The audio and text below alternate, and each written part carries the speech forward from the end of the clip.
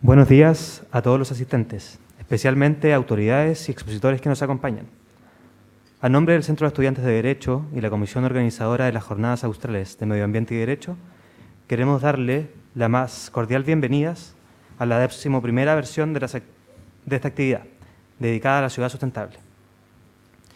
Para iniciar recibiremos unas palabras de bienvenida por parte del decano de la Facultad de Ciencias Jurídicas y Sociales, doctor Juan Andrés Varas.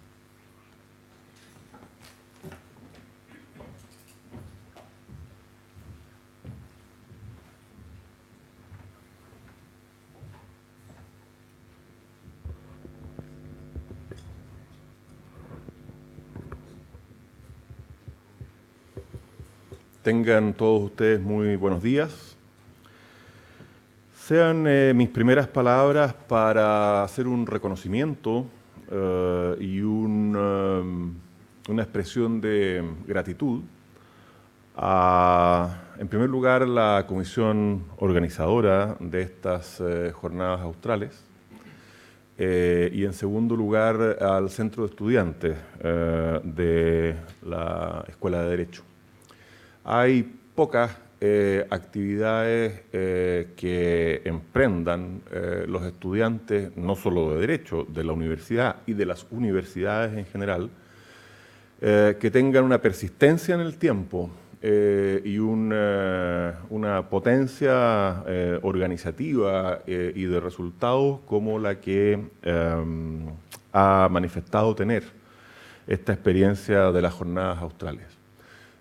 Naturalmente los estudiantes nuestros lo saben, pero es posible que algunos de ustedes no lo sepan. Esta es una actividad que está íntegramente organizada por los estudiantes. El hecho de que yo esté hablando aquí es un gesto de buena educación o de deferencia o de respeto o de temor, no lo sé, de los estudiantes, pero yo perfectamente podría no estar aquí y de hecho sería más justo que estuviera hablando la presidenta del Centro de Estudiantes en vez del decano. Lo hago a pesar de la injusticia material que representa tomar la palabra, básicamente para hacer este reconocimiento y esta manifestación de gratitud. Los esfuerzos por conseguir ponentes del nivel que ustedes pueden ver en el programa, los esfuerzos por conseguir el financiamiento para realizar una actividad de esta naturaleza, que no es poco, los esfuerzos de convencer, bienvenido Seremi, los esfuerzos por convencer a las autoridades de la universidad de que esta es una actividad que vale la pena, son todos, absolutamente todos de los estudiantes, ¿no? Y por lo tanto creo que es un reconocimiento y una gratitud más que merecida. El hecho de que el título de las jornadas esté encabezado por un número 11 es realmente muy significativo. Lograr mantener en el tiempo una actividad de esta naturaleza durante más de 10 años es verdaderamente importante y debe hacer sentirse orgulloso no solamente a los actuales titulares del Centro de Estudiantes y a la comisión organizadora, sino que también a todos quienes han participado históricamente en esta organización. Lo digo con conocimiento de causa porque nosotros fuimos los fundadores en la Facultad de las Jornadas Nacionales de Derecho Civil, que ya van en su 17ª versión, y ese, sabemos muy bien, un esfuerzo ímprobo, significativo. Hechas esas primeras expresiones de reconocimiento y de gratitud a los organizadores, quiero también realizar un saludo y un agradecimiento a cada uno de los ponentes que nos van a ilustrar en este seminario sobre familia y divorcio. El tema de la familia y el divorcio que nos plantea el Centro de Estudiantes en estas jornadas, yo quiero situarlo en este contexto. La familia es la familia humana y el divorcio que llevamos 10.000 años presenciando es el divorcio entre la ciudad y la naturaleza.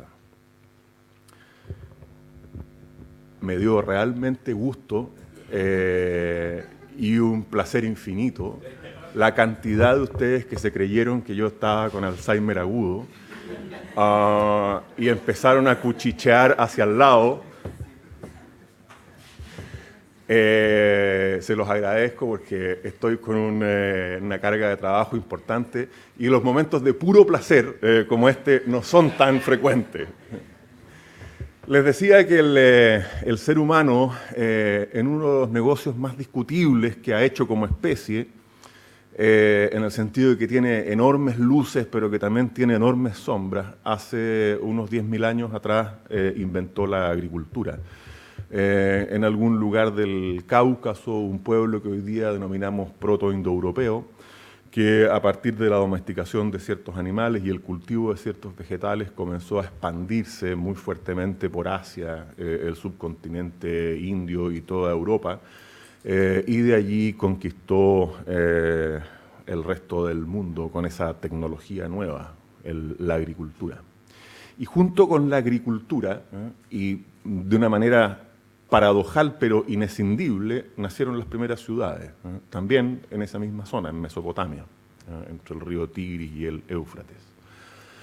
Y nacieron allí también las primeras civilizaciones urbanas y las primeras organizaciones sociales basadas en estados. Y desde entonces, hasta muy entrado el siglo XX, el ser humano vivió un divorcio, una profunda dicotomía en la familia humana entre lo silvestre, por un lado, y lo urbano, por otro. Medio ambiente es una idea que tenemos asociada a lo silvestre y como mucho a lo rural, pero casi nunca a lo urbano, o hasta hace muy poco tiempo nunca a lo urbano.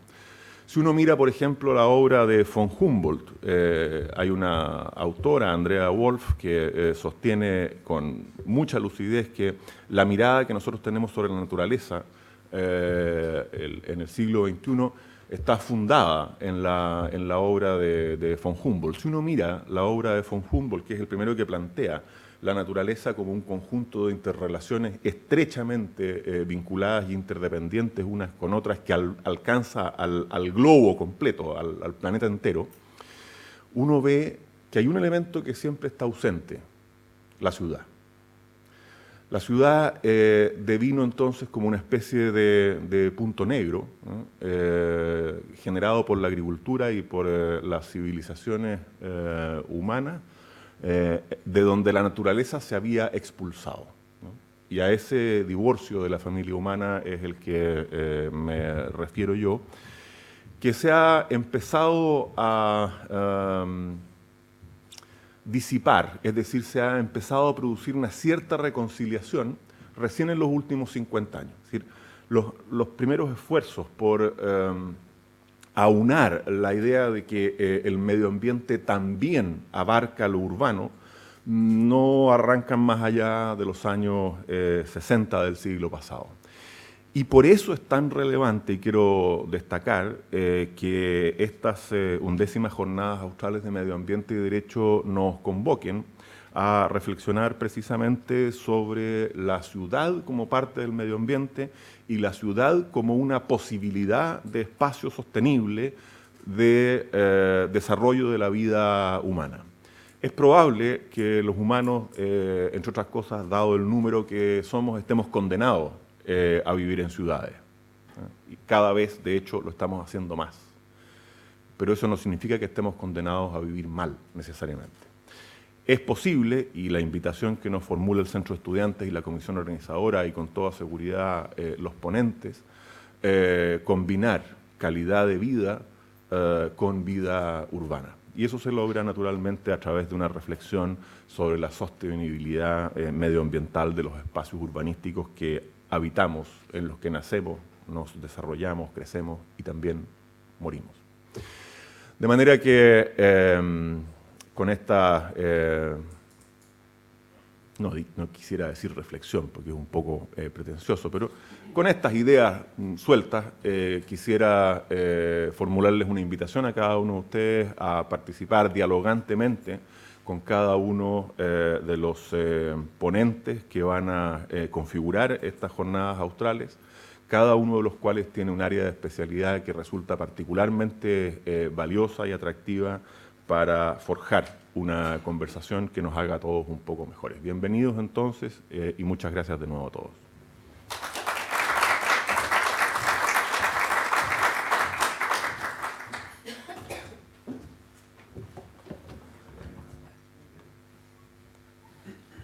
Muchas gracias, señor decano, por sus palabras.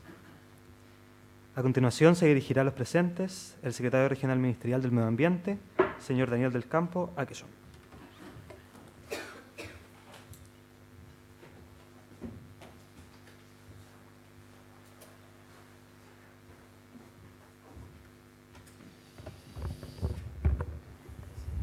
Buenos días a todos y a todas.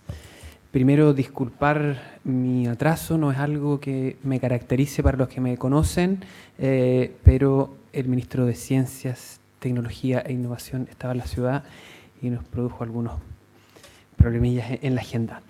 Al igual que el decano, don Juan Andrés Vara, quiero agradecer y felicitar al Centro de Estudiantes, Centro de Alumnos Estudiantes de la Facultad de Ciencias Jurídicas. Esto, como bien él decía, el que estemos en la 11ª jornada de Derecho y Medio Ambiente aquí hoy es un mérito de ustedes, solo de ustedes, por supuesto con el respaldo de las autoridades de la universidad y de quienes nos ha tocado exponer, debo decir, porque esta no es la primera vez que estoy aquí, no solo dando las palabras, sino que también exponiendo, es un mérito de ustedes.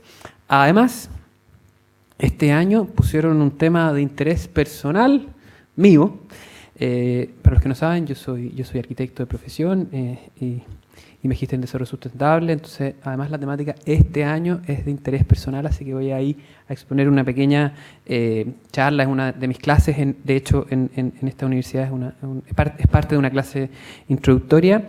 ¿Y por qué es tan relevante? Y tomando un poco las palabras del decano, porque en el contexto que estamos viviendo hoy en día, viviendo los graves efectos del cambio climático, las ciudades generan más del 80% de los gases de efecto invernadero, así también con los residuos y otros impactos sobre el medio ambiente. Y ya desde el año 2012, más de la mitad de la población del planeta vive en las ciudades. En sociedades como las nuestras es más todavía. Chile tiene casi un 90% de urbanización. La mayoría de nosotros vivimos en la ciudad. Entonces el desafío en materia de cambio climático está fuertemente en las ciudades. Y es por eso que en el marco de la COP25, que va a ser sede en nuestro país a fines de año, gracias a la voluntad política de la ministra Schmidt y del presidente Piñera, uno de los temas es la ciudad como uno de los lugares en donde debemos trabajar, en donde debemos diseñar y donde debemos planificar. Y nosotros como valdivianos nos vemos expuestos constantemente a ello, a esa problemática en la cual nuestros antepasados se les ocurrió fundar una ciudad en un contexto ambiental complejo, y eso es un desafío que tenemos todos nosotros, aquí por supuesto en la Facultad de Derecho, pero todos los habitantes de esta ciudad, de cómo logramos seguir habitando en este territorio, en este gran humedal en el cual fue fundado y sigue creciendo la ciudad de Valdivia. Entonces la conversación está realmente bien focalizada en el contexto en que nos contamos de crisis climática y en el contexto de la ciudad de Valdivia. Me parece que va a ser la mejor jornada, al menos para los intereses míos y donde yo veo que debemos focalizar las temáticas ambientales. No queda más que decir, los detalles, también me toca exponer más adelante, así que los detalles de lo que yo puedo contribuir de mi conocimiento y desde el Ministerio del Medio Ambiente los voy a exponer más adelante, pero nuevamente mis felicitaciones y espero que tengamos una rica discusión y compartir algunas ideas al respecto. Muchas gracias.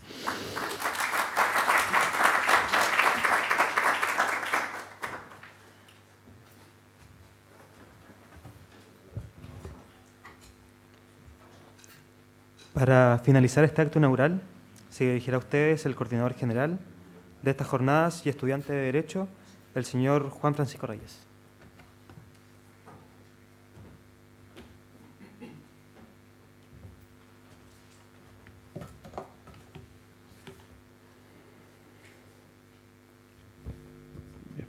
Buenos días a todos. Señor Secretario Regional Ministerial del Medio Ambiente, don Daniel del Campo Akeson, señor Decano de la Facultad de Ciencias Jurídicas y Sociales, señor Juan Andrés Varas, profesores de la facultad, expositores convocados, comisión organizadora, estudiantes, señoras y señores. Sean todos cordialmente bienvenidos a estas 11ª Jornadas Australes de Medio Ambiente y Derecho. Quisiera comenzar expresando que es un honor el poder estar aquí celebrando los 11 años de esta actividad.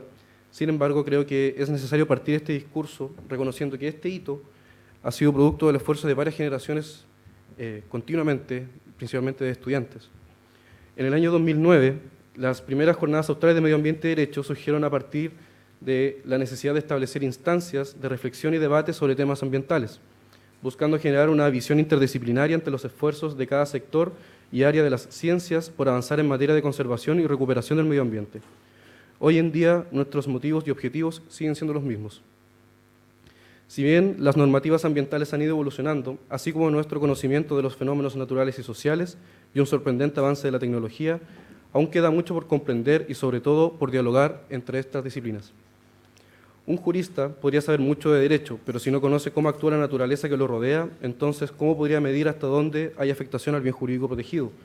O si de lleno es o no el medio ambiente como bien jurídico protegido lo que se está tratando de regular en la norma. Las jornadas buscan brindar este espacio de retroalimentación. Por ello, cada año se ha tratado un tema distinto, como institucionalidad ambiental, protección del agua, daño ambiental, cambio climático, energías renovables, entre muchas otras. Y la verdad es que quedan muchos otros temas por tratar. Este año optamos por tocar el tema de la ciudad sustentable, debido a un motivo muy simple, y en concordancia con lo que decía nuestro decano.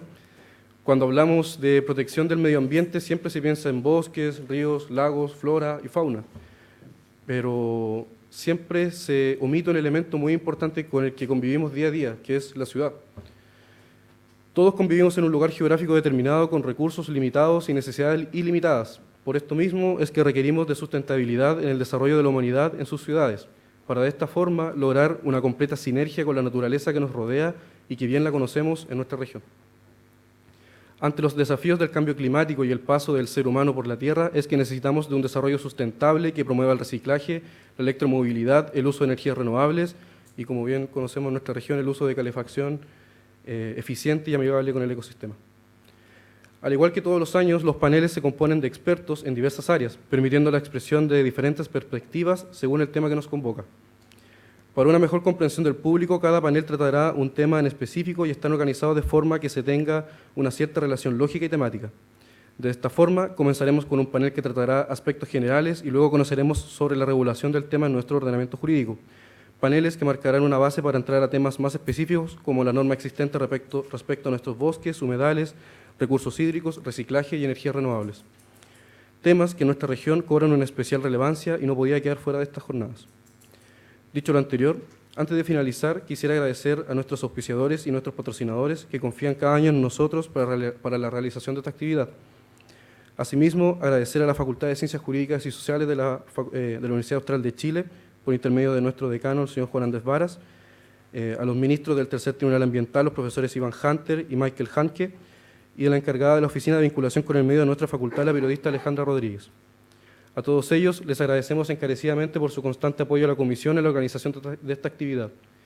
Agradezco personalmente a los demás miembros de la comisión organizadora que han trabajado arduamente estos días, ya que esta iniciativa es esencialmente desarrollada por estudiantes de nuestra facultad en base a comisiones voluntarias y autogestionadas. Al público presente, muchas gracias por su asistencia y espero que puedan disfrutar gratamente de esta 11ª versión de las Jornadas Australes de Medio Ambiente y Derecho. Muchas gracias.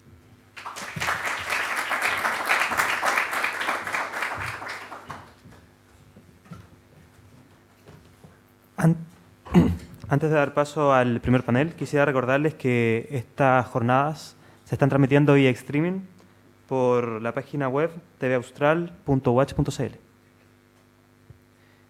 Invitamos ahora al estudiante de Derecho y coordinador general y a los expositores para dar inicio al primer panel.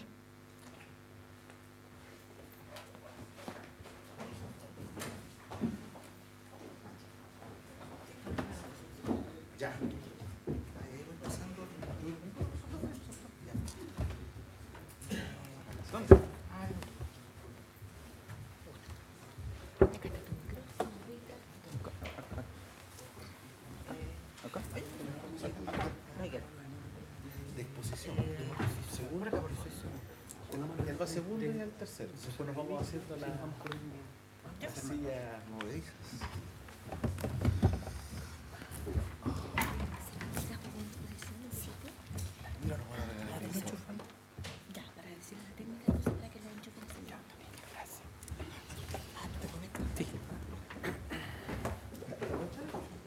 Sí.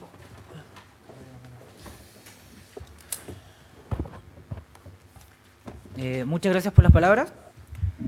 Buenos días, bienvenidos al primer panel de la 11ª Jornadas Australes de Medio Ambiente y Derecho, titulada Aspectos Generales de una Ciudad Sustentable, en el cual contaremos con las exposiciones del señor Vladimir Riesco Bahamonde, quien es abogado, profesor de Regulaciones Ambientales y de Recursos Naturales de la Facultad de Ciencias Jurídicas y Sociales de la Universidad Austral de Chile, del señor Daniel del Campo Akeson, arquitecto, secretario regional ministerial del Medio Ambiente, Región de los Ríos, y del señor doctor Jorge Aranda Ortega, quien es abogado, profesor de Derecho Ambiental e investigador del Centro de Derecho Ambiental de la Universidad de Chile. Antes de comenzar, explicaré la modalidad del panel. Cada expositor contará con 20 minutos para presentar su ponencia y posteriormente habrá una ronda de preguntas por parte del público. Para dar inicio a nuestras ponencias, expondrá don Vladimir Riesco Bahamonde con la ponencia titulada ¿Es Valdivia una ciudad sustentable? Por favor. Ya. Aquí está. Bueno, cuando los organizadores nos invitaron, a mí me pidieron que hagamos una suerte de marco general o marco de referencia para la discusión que se va a dar. Y esto coincide con lo que nosotros estudiamos en el curso, ¿ya? Vamos a trabajar hoy día en base a dos principios ordenadores del derecho ambiental, que son, por un lado, el principio, o sea, la idea de la sustentabilidad, pero también el principio de justicia ambiental, ya que es un tema bien relevante y que se relaciona especialmente con la política de desarrollo urbano que se planteó en Chile el año 2014 por la División de Desarrollo Urbano del Ministerio de Vivienda y Urbanismo, que recoge estas ideas y estos temas están planteados al menos como objetivos y se están tratando de implementar en el país. Bueno, efectivamente, esta bucólica imagen de la ciudad nos lleva a la pregunta para motivar la conversación, si es Valdivia una ciudad sustentable. Nosotros en principio podríamos decir que, atendido el tamaño de la ciudad, el hecho que está atravesada por un estuario que aun cuando tiene problemas ambientales aún sigue vivo, ya que se usa como vía de transporte, que tiene un rol histórico en nuestra ciudad, sí lo sería. Y en parte sí lo es, por su tamaño, ya una ciudad pequeña, una ciudad intermedia, que tiene posibilidades de solucionar los problemas que enfrenta, pero también tiene una serie de problemas importantes. Entonces, primero nos vamos a abocar a la idea de qué es la sustentabilidad. Bueno, este es un término que está muy manoseado hoy día y que ha perdido bastante credibilidad, especialmente en las personas que están dando discusiones o peleas ambientales.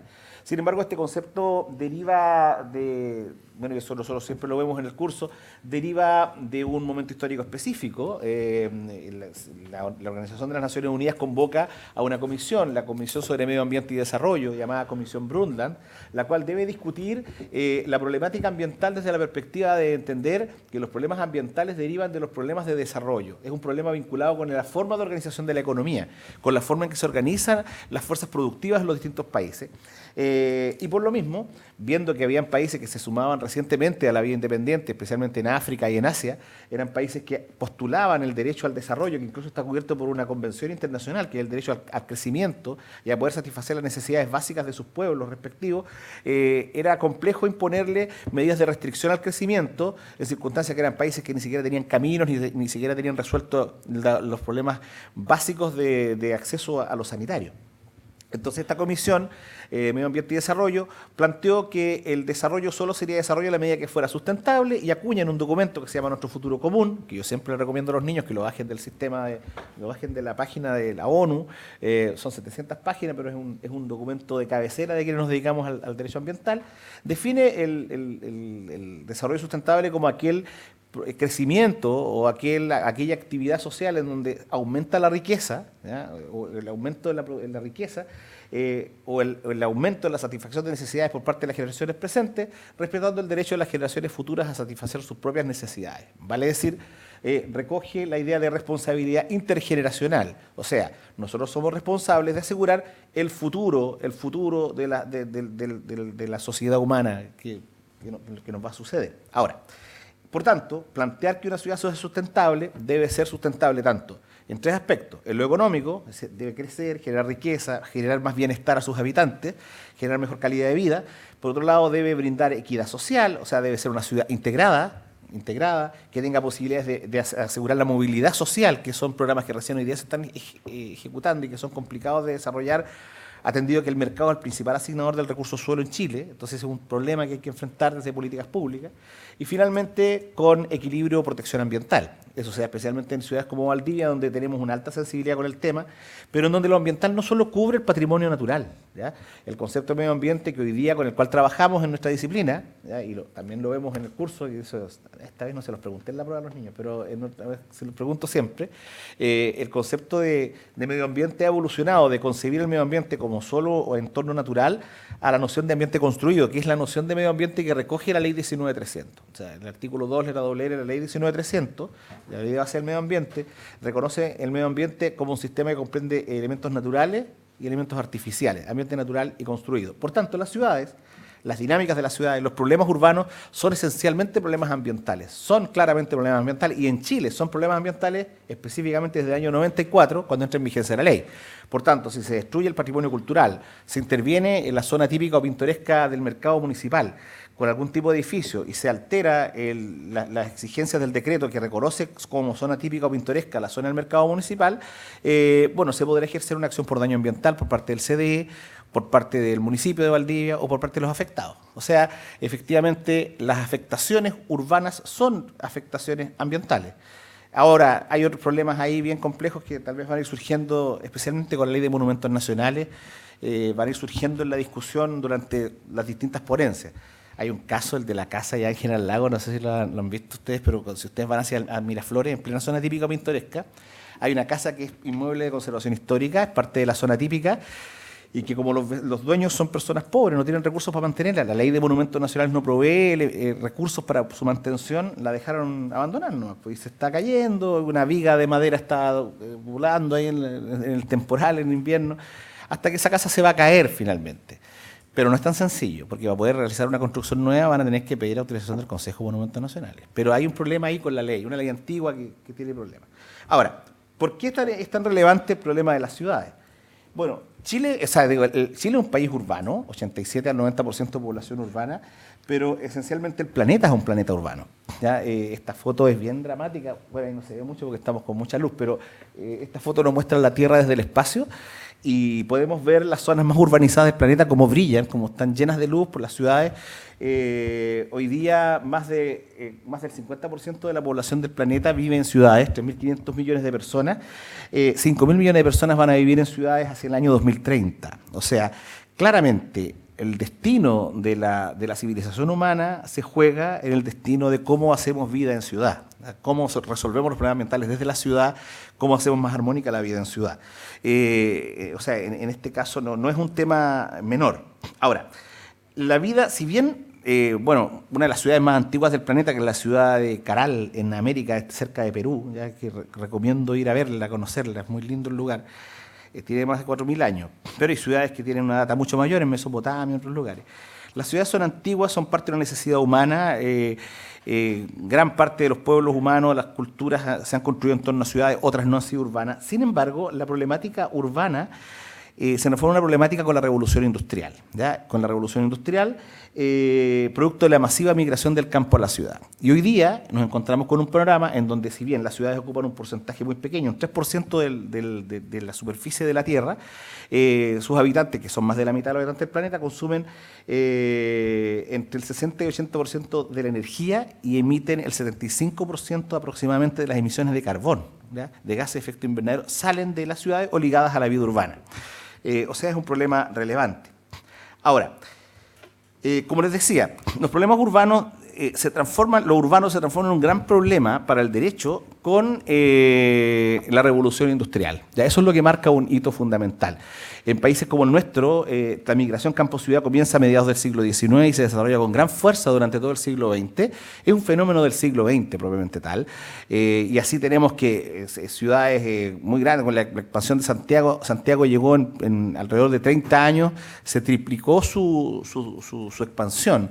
Se expandió con la forma de mancha de aceite, aspas de molino, porque no había una planificación adecuada. Y esto ocurrió en Valparaíso, que es una ciudad espontánea, en Concepción y en todas las ciudades de Chile. En Valdivia se dio, pero no tanto, porque Valdivia es una ciudad que recogió migración o ha recogido migración de la región, pero también es una ciudad que ha proveído migración hacia el norte. O sea, y eso nosotros lo podemos constatar con nuestras vidas familiares, pero que todos nosotros, nuestras familias, proveen gente que se ha ido a Santiago. La llegada masiva de personas, especialmente de personas pobres que van ubicándose en los márgenes de las ciudades, han generado serios problemas urbanísticos, primero en las ciudades europeas, pero luego también en el resto del planeta, los que se han ido incorporando en este proceso de modernización y han tenido que tratar de ser planificadas, pero ha sido complicado. Algunos datos que les daba: en Santiago, entre el año 1930 y 1980, iban creciendo año a año 50 hectáreas de ciudad, año a año, ¿ya? Eso fue aumentando. En los años 30 Santiago tenía 6.500 hectáreas. Valdivia tiene, háganse la idea que Valdivia tiene como 2.000, son como 2.100, son 66 habitantes por hectárea, que tenemos nosotros acá en la ciudad. Estuve tirando lápiz a la rápida ayer en un café y me daba como 2.600 hectáreas en nuestra ciudad, ¿ya? Que es harto, ¿eh? No es menor, es grandecito. Pero imagínate, Santiago hoy día, en los años 30 tenía 6.500 hectáreas, en los años 60 20.900 hectáreas, el 80 38.000, hoy día tiene más de 50.000 hectáreas. Es extensa, enorme. Se ha ido comiendo, y hay un problema ambiental importante, se ha ido comiendo los mejores suelos urbanos, o sea, los mejores suelos agrícolas, se los fue comiendo el crecimiento de la ciudad, ¿ya? Y creció sin mayor orden, a pesar de que el caso de Santiago tiene un plan regulador que data del año 1939, el primero, elaborado por Roberto Mérez, con la asesoría previa de Karl Brunner, que es un urbanista austríaco, vienés, y el plan regulador metropolitano de Santiago, el primero, viene del año 1960. O sea, ellos tienen una planificación territorial hace mucho tiempo, pero a pesar de eso, esto no ha logrado ordenar este crecimiento, pero la vía ha sido esa.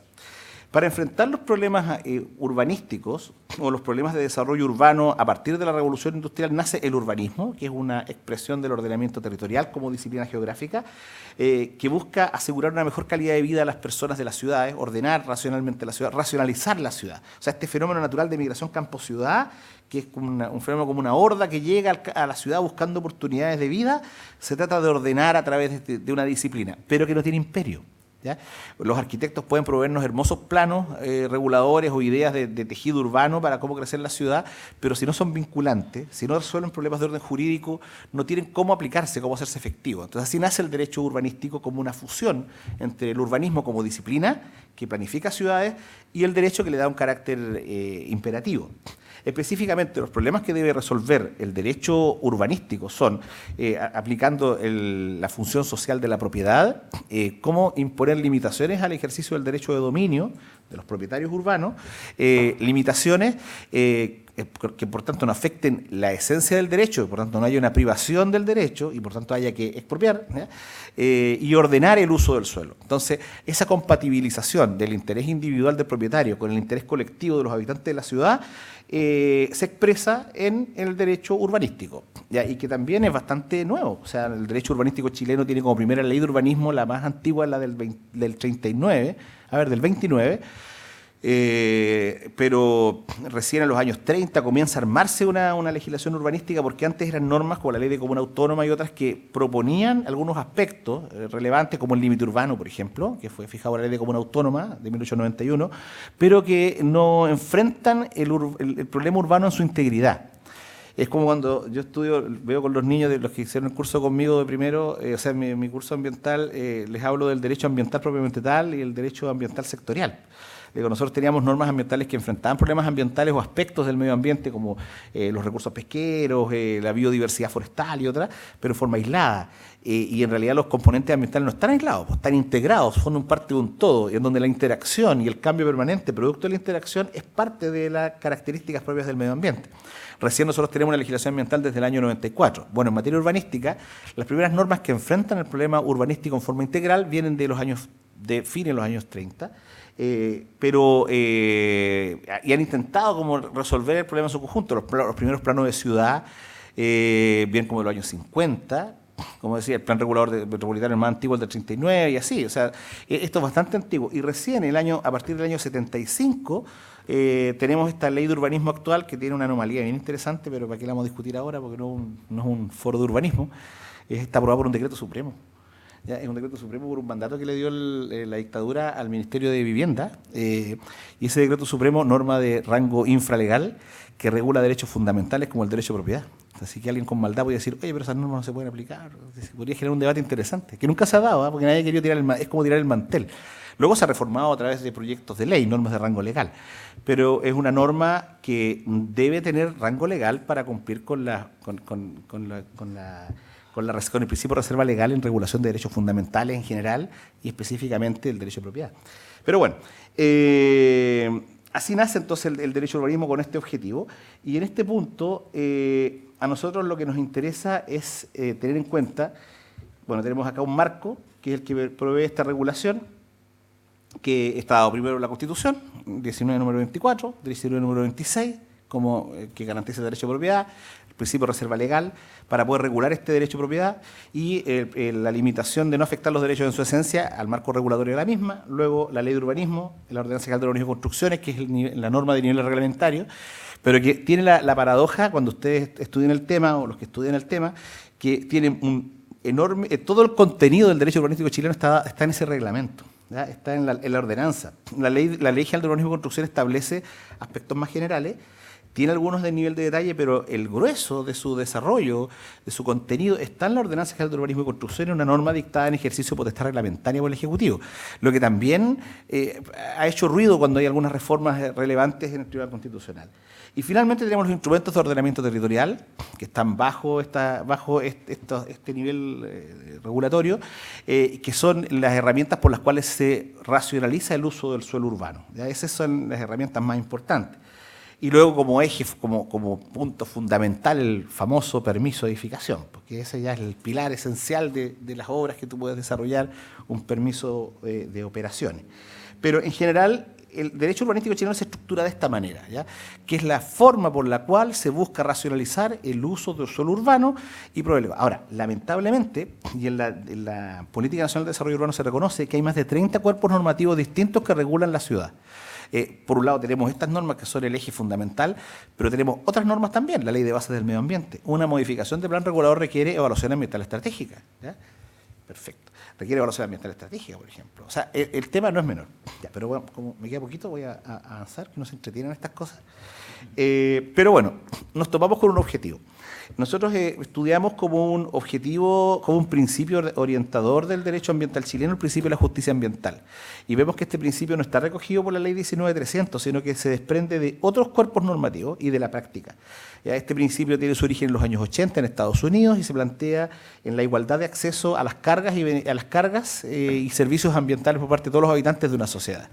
Si nosotros cuando hablamos de guetos urbanos o cuando hablamos de que existe una escasa presencia de áreas verdes en determinados lugares de la ciudad y en otras sí es muy abundante, se está yendo en contra de este principio de la justicia ambiental. Es un principio de justicia distributiva que busca, como les decía, esta igualdad de carga.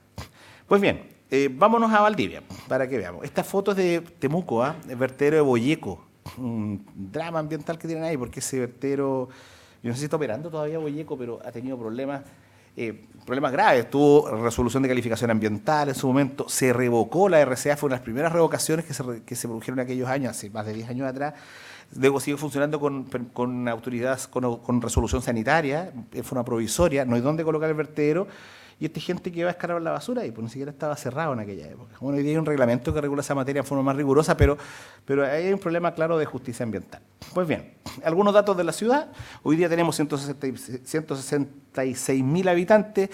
Estuve viendo la estadística, creo que eran 66 habitantes por hectárea, una cosa así, lo que me da 2.000 hectáreas de superficie de la ciudad, aprox. Es un cálculo que hicimos ayer en un café, así que no es muy científico, pero estoy tirando el labio y les voy a decir a los chicos cuál es el tamaño que tenemos de ciudad. Y bueno, tenemos el 43% de la población regional. También hemos sufrido un proceso de migración campo-ciudad desde las ciudades periféricas a la ciudad de Valdivia, pero es menor a la migración que tenemos hacia Santiago. Un tema interesante. Hay una modificación. Bueno, nuestro plan regulador viene del año 1988, ¿ya? Lo que tiene tremendos problemas. Tal como nuestro compañero ya podrá corroborar, entre otros problemas, hay un problema con humedales, hay problemas con diferentes barrios de la ciudad, y frente a la debilidad del plan regulador antiguo, porque la modificación del plan regulador ha demorado ya más de 10 años, es que la municipalidad envió, a mi juicio acertadamente, y estuve revisando bien en detalle para hacer esta presentación, la Municipalidad de Valdivia envió una modificación de seccionales de partes del plan regulador para poder actualizarla en algunos aspectos, entre otras en materia de conservación y protección de humedales. Y ahí da varias descripciones bien críticas. Por ejemplo, una modificación pretende instalar una planta de tratamiento de aguas servidas en el sector costero, en Niebla, Los Molinos. Y ahí me encontré con la sorpresa que prácticamente el 100% de las soluciones sanitarias de esas localidades costeras son con fosas sépticas, no tienen alcantarillado. Lo que los pone a esas localidades costeras 30 años atrás del resto del país. O sea, hoy día prácticamente el 98% de la población del país tiene tratamiento de agua servida. O sea, ahí la cuestión es muy crítica y son obras urgentes que deben ejecutarse, ¿ya? O sea, es clave hacerlas. Son varios seccionales, y entre otros seccionales se plantea la idea de proteger, en este caso, el humedal Kramer, que es una parte hasta donde llega el humedal Angachilla, que está amenazado por algunos proyectos inmobiliarios. Está planteado el Ministerio de Vivienda el congelamiento de los permisos de edificación y de los anteproyectos, en conformidad al artículo 117 de la Ley de Urbanismo, y está que se resuelve ese tema para garantizar, mientras se modifica el plan regulador y garantiza zona como zona de equipamiento, que no se apruebe ningún anteproyecto que se presentare por parte de alguna inmobiliaria. Entonces, por ahí se está tratando de resolver. Finalmente, un dato que es bueno tener en cuenta y que con esto cerramos, un indicador importante para ver el tema de justicia ambiental y equidad en materia de ciudades es la presencia de áreas verdes por habitante. La Organización Mundial de la Salud fija 9 metros cuadrados de áreas verdes por habitante para poder saber si la ciudad es saludable o no. Una información regional establece que el promedio nacional son 4,2 metros cuadrados por habitante, que es muy bajo, ¿ya? Sin embargo, la región de Magallanes es el que tiene el nivel más alto, con 4,6 metros cuadrados por habitante, y la región de Los Ríos es la segunda, 7,9. Pero Valdivia, ojo, que Valdivia cumple con los estándares de la OMS. Estuvimos sumando, es un ejercicio también que hacemos en clase, sumamos la superficie del parque del Arboretum, del Botánico, la Zabal, Parque Santiné, todos los parques que tenemos en Valdivia, y nos da más de 100 hectáreas. Por tanto, estamos casi como los 9 metros cuadrados por habitante, estamos pasaditos.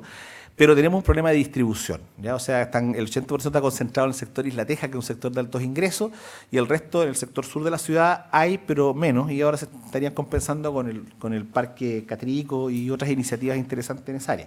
Pero en general, para cerrar, ¿es Valdivia una ciudad sustentable? Yo creo que tiene un potencial de sustentabilidad súper importante por ser ciudad intermedia, pero tiene limitaciones importantes en cuanto a generación de empleo, en cuanto a equidad social, que se pueden ir superando, pero para eso se requiere también altura de mira de parte de todos los actores y para enfrentar los problemas que se nos vienen. Y bueno, respecto a eso yo creo que podemos conversar cuando venga el diálogo. Así que eso. Muchas gracias.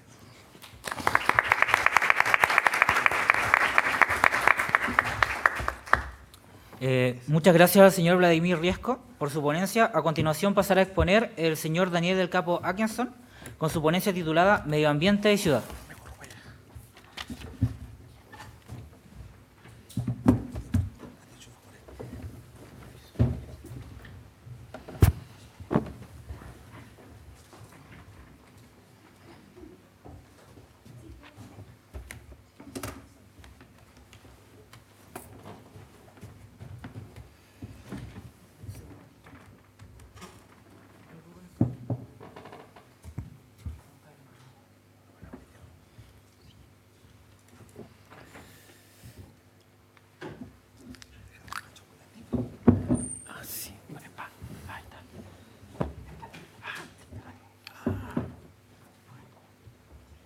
lo conecto.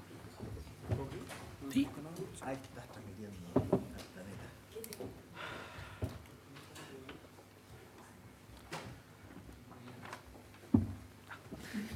¿Se pueden apagar las luces de la primera fila?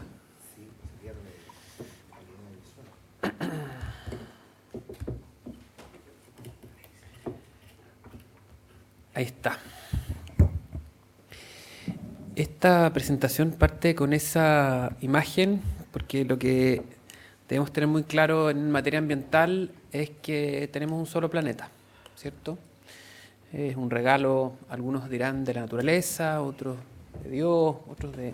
Pero es una sola, digamos, independiente de dónde venga, y todos tenemos el desafío de cuidarla, sobre todo frente a la crisis climática que estamos viviendo en nuestros días. Y la primera imagen que nos refleja eso es la llegada del hombre a la Luna.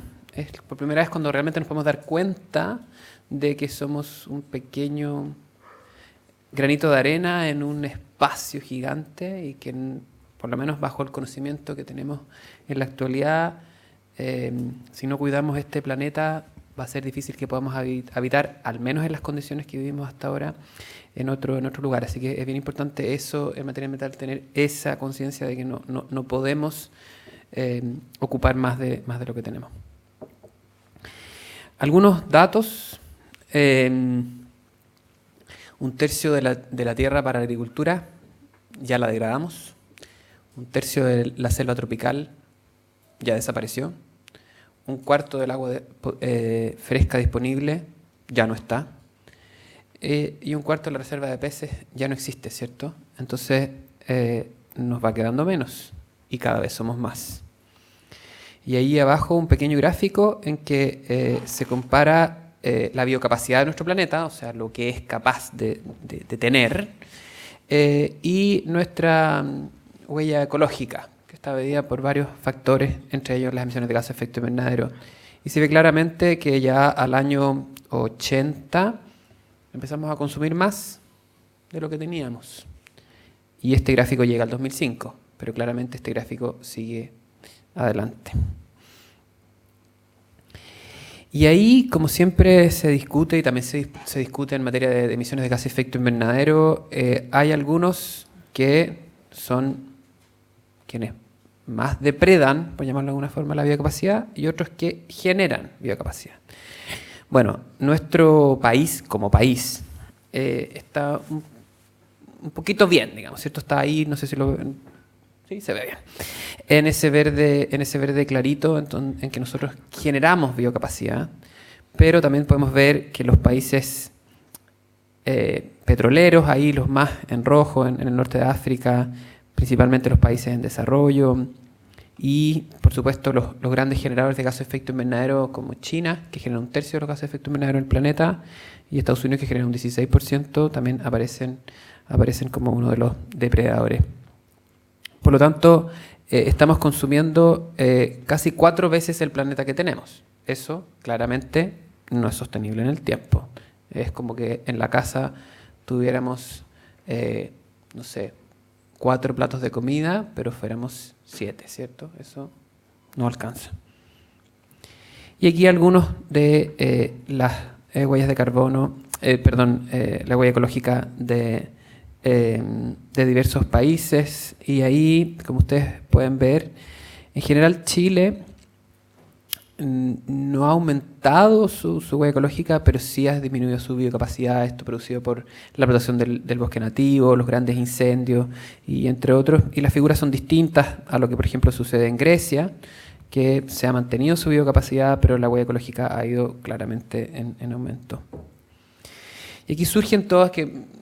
Yo voy a ir complementando un poco algunos de los términos que expresó Vladimir, y ahí surge, digamos, en el mundo la necesidad de ponerse de acuerdo, de hacer algo. La primera conferencia en materia ambiental es en Estocolmo, el año 72. Es la primera vez que los países se sientan a conversar estas materias. Hasta antes de eso, por supuesto, los temas internacionales eran la salud, la educación y otros, pero es la primera vez que se hace el año 72. Y después hay varios hitos, como Río el 92, Kioto el 97 y el último más conocido, que es el Acuerdo de París el año 2015, y que Chile va a tener el desafío de lograr concretar las medidas establecidas en el Acuerdo de París, específicamente los artículos 5 y 6.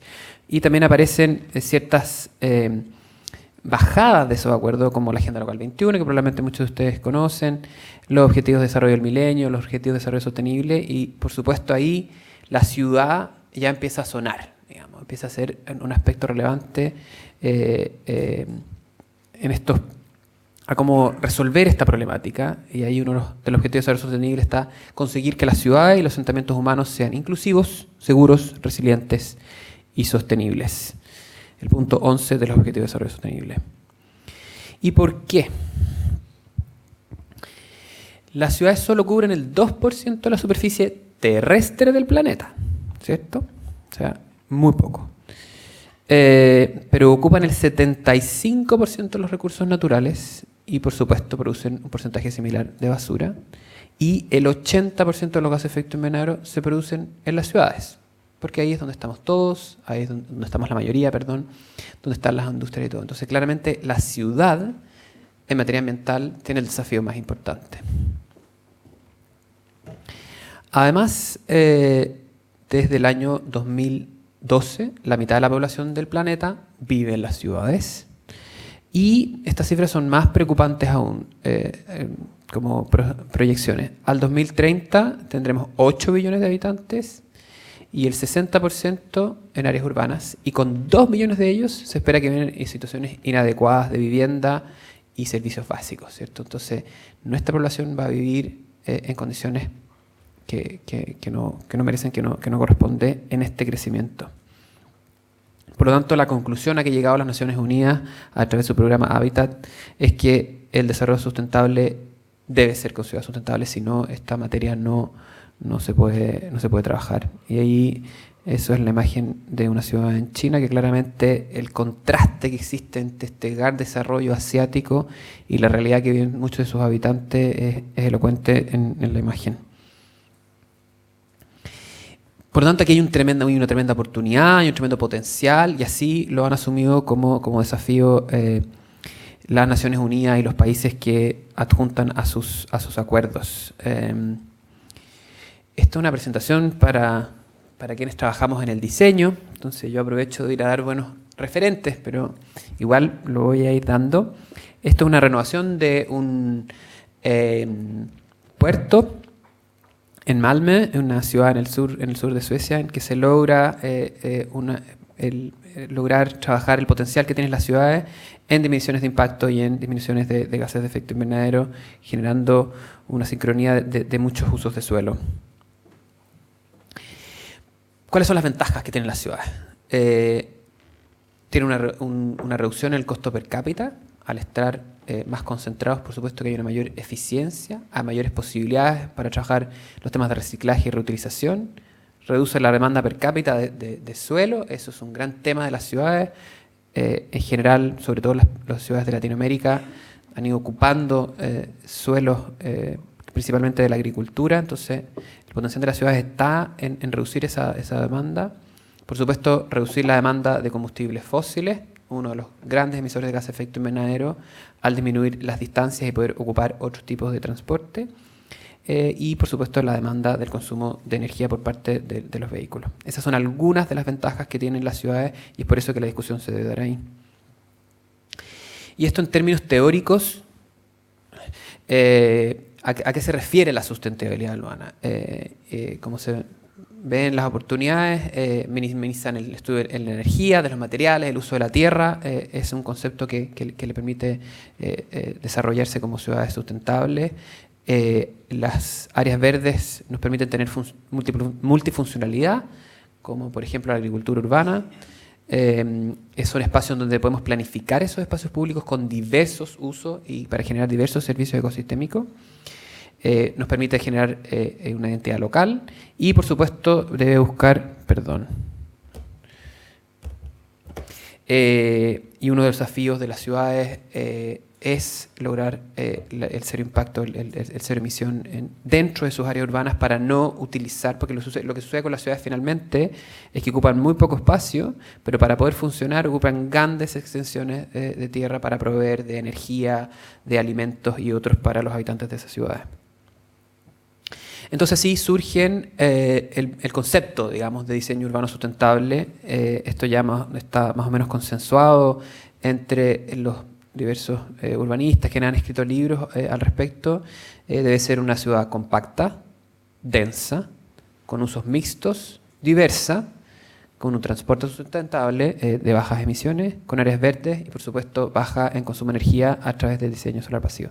Ese es el concepto de la Compact City, o sea, es el principal, como han acordado los expertos en el tema, pero, y para ser claros con ustedes, porque siempre hay visiones distintas respecto a las ideas o las soluciones, hay algunos urbanistas que plantean el concepto de la ecología urbana. O sea, que no seamos tan compactos, que no estemos todos tan juntos, que no seamos tan diversos, sino que dentro de las ciudades exista una red de servicios ecosistémicos prestados por parques, por humedales, por plantaciones de alimentos u otros. Esas son las dos tendencias internacionales principales bajo las cuales se desarrolla el concepto del diseño urbano sustentable. Volviendo a los referentes, ahí en la esquina superior derecha una foto de Copenhague, una ciudad en que el clima es mucho más complejo que el de Valdivia, y por favor miren el ancho de la ciclovía en relación al ancho de la vía de autos. Es como 1,5 veces. Y toda la red que tiene en esa imagen de abajo la ciudad de Malmö, también del referente anterior en Suecia, que permite que muchas personas puedan llegar a su lugar de trabajo o a llevar a sus niños en bicicleta, algo que la ciudad de Valdivia ya ha tomado como desafío, se ha empezado a trabajar en la ciclovía, pero claramente nos falta mucho por hacer en generar una red que todavía no se logra. Y ahí, por supuesto, que las áreas verdes cumplen un rol fundamental en esto de generar ciertos corredores para la circulación de nuestra biodiversidad, siendo las áreas verdes que generan una serie de servicios para la ciudad, no solo en términos de biodiversidad, sino en términos psiquiátricos para las personas, de integración social, de actividad física y otros. Y en la derecha hay dos referentes buenos. Uno es la renovación de la línea de tren que cruzaba Manhattan en Nueva York, en el cual se pensó sacar la línea, se pensó en construir edificios sobre la línea, y el concepto final y el consenso fue un gran corredor ecológico que cruza una de las ciudades más importantes del mundo, que se llama el Skyline.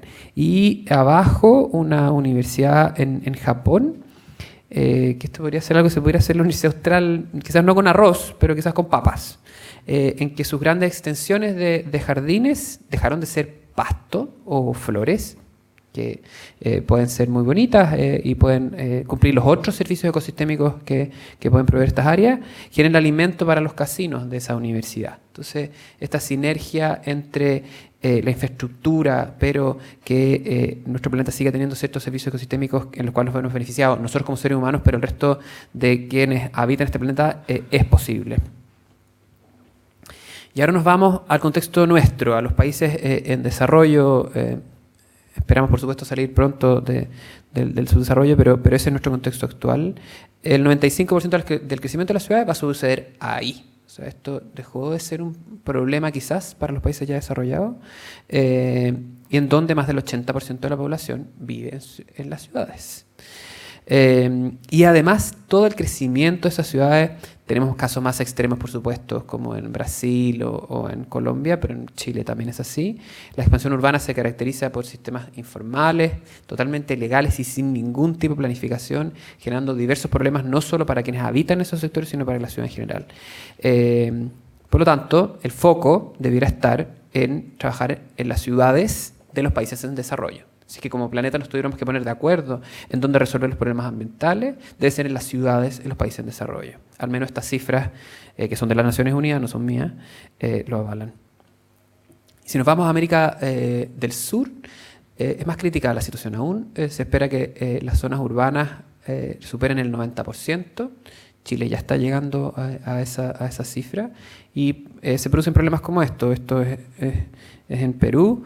en donde ustedes ven que claramente el crecimiento de las ciudades es totalmente informal, implicando un gran riesgo no solo para quienes habitan ahí, problemas salubres de transporte y otros. Pero hay algunos que han intentado hacer algunos esfuerzos, no hay que ser tan negativo y hay que buscar referentes locales. Aquí no sacamos nada con decir chuta, ¿no? Lo que pasa es que Ginebra logró un super chuta, pero es que ahí hay otros recursos, hay otro contexto cultural, ¿sí? Y hay dos ciudades que a mi juicio han logrado avanzar en materia de sustentabilidad en nuestro contexto sudamericano. Uno es Curitiba, en Brasil, el cual logró subir los bajos niveles de áreas verdes que tenían, logró renovar su centro, logró tomar un sistema de transporte público a través de ejes muy relevante y todo un tema trabajado a través de trabajo para gente de vulnerabilidad con el reciclaje. Ahí hay un súper buen referente de cómo es un poco antiguo, esto es de los años 70.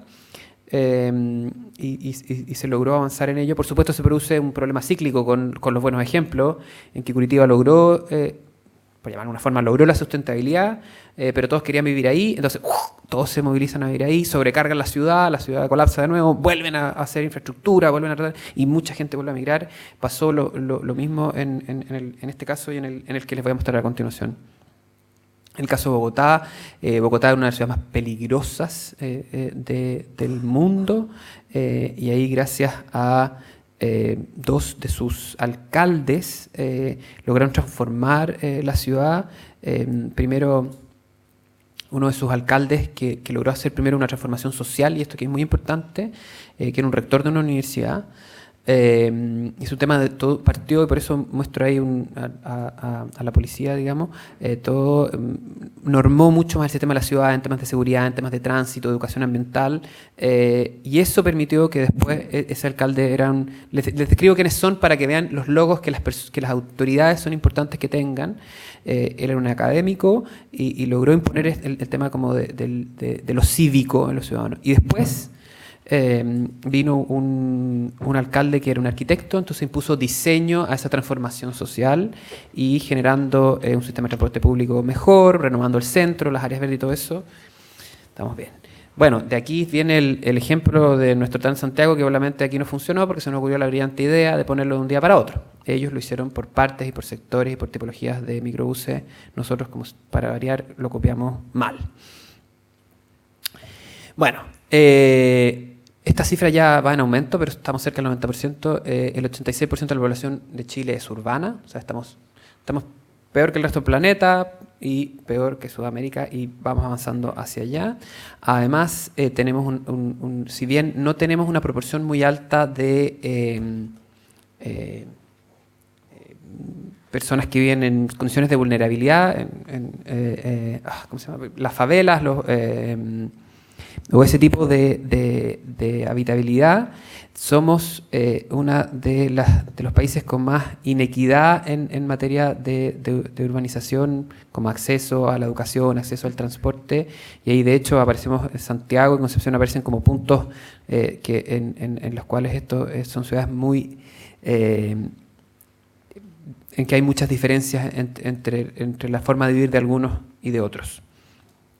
Aquí el dato que también presentaba Vladimir, una de las formas de medir la sustentabilidad de las ciudades está en la cantidad de áreas verdes por habitante, y lo que establece la Organización Mundial de Salud son 9 metros cuadrados por habitante. Chile es la mitad de eso, y la región de Los Ríos, bajo este informe, que es el informe del Estado del Medio Ambiente del año 2012, estamos mejor que el resto del país, pero nos falta mucho para ello. Ojo que estas son, y aquí siempre las cifras son a veces un poco engañadoras, estas son las áreas verdes con mantenimiento por habitante, ¿cierto? O sea que la municipalidad está dentro de su sistema de mantenimiento, y es por eso que hay ciudades como Valdivia que la cifra cambia un poco, porque si hacemos y hacemos parte de nuestras áreas verdes, por ejemplo, todos nuestros humedales, subimos probablemente a 20, y hay un trabajo que está realizando la profesora Paulina Vieta en la Facultad de Arquitectura de la universidad, midiendo ese borde de ciudad, porque claramente también son áreas verdes, no son con mantenimiento del municipio, pero claramente el servicio que prestan es similar. Y aquí un poco a nuestra capital, algunos datos como para ponernos en contexto. Casi la mitad de la población vive ahí, se genera el más importante del PIB, pero la ciudad supera su capacidad ecológica en 3,6 veces. O sea, la ciudad de Santiago necesita mucho más espacio para poder funcionar que el que realmente tiene. Y es por eso que, por ejemplo, las islas han colapsado en nuestra historia, porque no tienen dónde más funcionar, ¿cierto?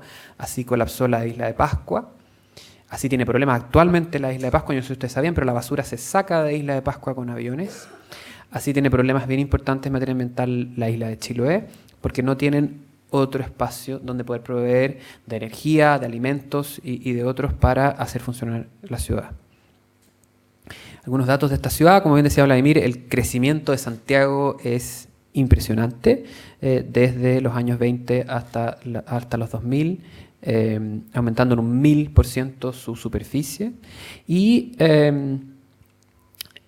aquí se produce un efecto que es más grave aún en materia ambiental, en materia de generación de gases de efecto invernadero, que tienen que ver con que la ciudad crece principalmente en el borde y no en el centro, en lo que se denomina en urbanismo el efecto donut. En el fondo, la ciudad en el centro queda sin habitantes, y es por eso que, no sé si ustedes sabían, pero existe un subsidio de renovación urbana para que la gente vuelva a vivir al centro de la ciudad, no se tenga que transportar, no tenga que perder cantidad de tiempo y mejore su calidad de vida. Y eso ha funcionado, puede haber algunas objeciones, pero más o menos bien. La tipología de edificación que se ha realizado en la renovación urbana de Santiago puede ser más objetable aún, pero ha logrado cumplir su objetivo, en que la gente vive donde trabaja. Y ahí a mano derecha un pequeño gráfico de cómo ha crecido la ciudad de Santiago, no solo pensándolo como Chile, sino en el mundo. Arriba las ciudades de Asia, que claramente han sido las que más han crecido en el mundo. Y abajo, si ustedes miran en Latinoamérica, Puente Alto aparece como una de las ciudades que más ha crecido en el mundo, superando, en términos porcentuales por supuesto, a Beijing o a otras ciudades de Asia. Y aquí, muy importante, unos temas que trataba Vladimir, los temas sociales. Santiago es una ciudad más segregada del mundo, en el cual hay un segmento de la población que vive en un cierto punto y el resto vive en otro. Ahí en amarillo, las personas con ingreso alto en la ciudad de Santiago, verde en medio, que se mezcla un poco más, y en rojo, en pobreza y bajo. Eso, de nuevo, demuestra la gran inequidad que tienen nuestras ciudades y que al vivir la mayor cantidad de habitantes ahí es uno de los grandes desafíos. También las áreas verdes se desarrollan en mayor cantidad en las comunas en donde hay más riqueza, pero creo que en el cálculo que comentaba Vladimir hace un rato, en el de que eso sucede en la ciudad de Valdivia, puede ser que, claro, en los sectores donde hay mayor cantidad de recursos haya mayores áreas con mantenimiento, pero claramente toda la zona sur de Valdivia, bajo este estudio que realizando la profesora Paulina Vieta, demuestra que en esos sectores hay también mucho mayores áreas verdes, no bajo la definición de áreas con mantenimiento, pero sí con áreas en que pueden ser concebidas con esos mismos servicios ecosistémicos.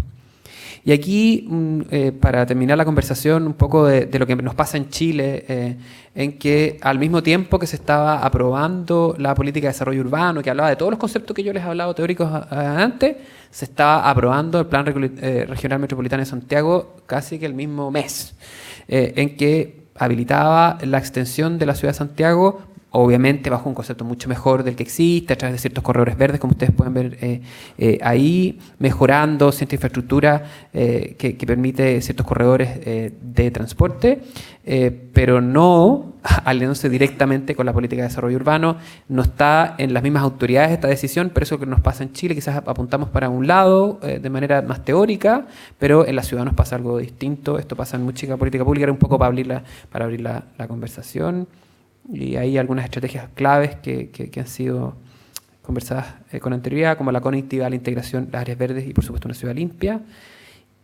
Y para terminar, volver a nuestro planeta, nuestra única tierra que debemos trabajar. Y claramente lo que busca esta pequeña reflexión es que debemos focalizar como seres humanos nuestros recursos, nuestra inteligencia, nuestra innovación en las ciudades de los países en desarrollo. Eso, muchas gracias.